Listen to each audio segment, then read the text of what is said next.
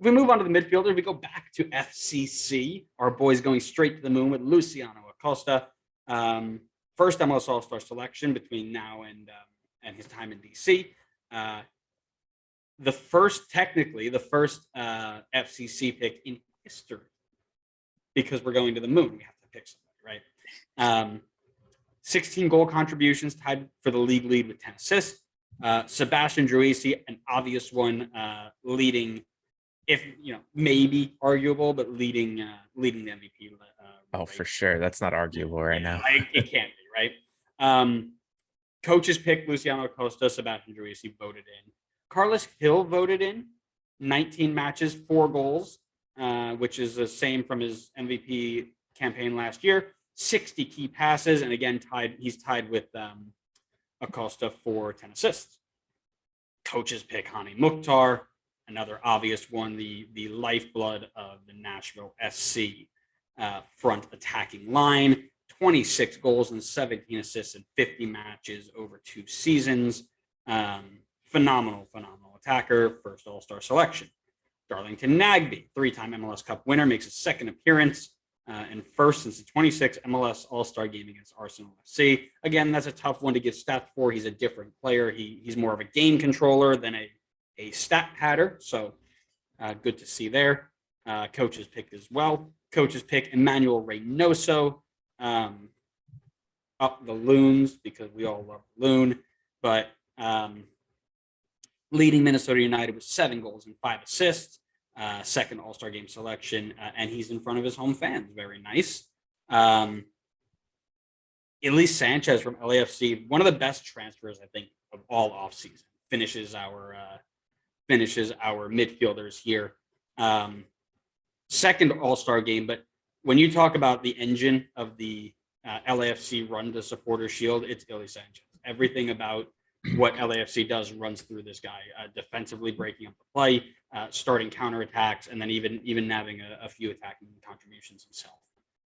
So love that pick there. Glad that he gets the recognition he deserves, and he was voted in too, so the fans are recognizing it as well. Because you look at this 7 years ago, he's going to miss out for somebody like Frank Lampard. So strides of what we're doing, right? What do you think? Before I jump into that, I forgot to also mention Vela, which I think is an interesting one. I kind of group him in the same way I did Chicharito. I think he gets in on name, and he's not having a bad season, but I don't think he's having a strong enough season that I would say he's getting into the All-Star Game just on numbers. Interesting. Unless I'm just missing it, but no, I feel like every time I see, again, he's now working off of Bale, and Aranjo is also losing his mind in that game, or in that team. I think he's at 10 goals right now, having himself another great year. So could be either or. So he's on 7 goals, 8 assists right now. Yeah, and I think Aranjo, like I said, not bad. It really isn't bad. And I think Vela has set such high standards that it looks a lot worse than it actually is. But I just think that there are stronger guys that could get in over him. Namely one that I just completely didn't know about this year, Diego Rubio. I was going to bring him up when we talk about snubs, but oh, okay. I'll leave it more to the discussion for the snubs, but I did not realize he was having that good of a season. That's because Colorado's so bad, right? What are you talking about? They have Giassi Zardes. He just scored a hat trick. Okay. I mean, Dane gifted him 2 of them, but it doesn't matter. Hey, man, listen, he's in the All-Star Game. He doesn't need to care. All right, midfielders we're talking about. Yep. Well, we just finished midfielders. I don't overly have any issues with the midfielders here. I would say, had he continued his form, I would say Jordy would probably be in here. But I think the recent, ever since he got hurt, his form kind of took a step down. So I guess I'm not as upset about that.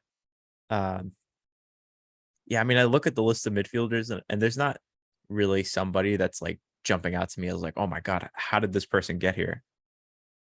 He'll I mean, let me look at his numbers. I mean, it's Trying to probably the prepare same, for similar to last possession. year. It's probably just like 3 goals and like 10 assists or something. That's pretty much right. That's 4 goals, 10 assists.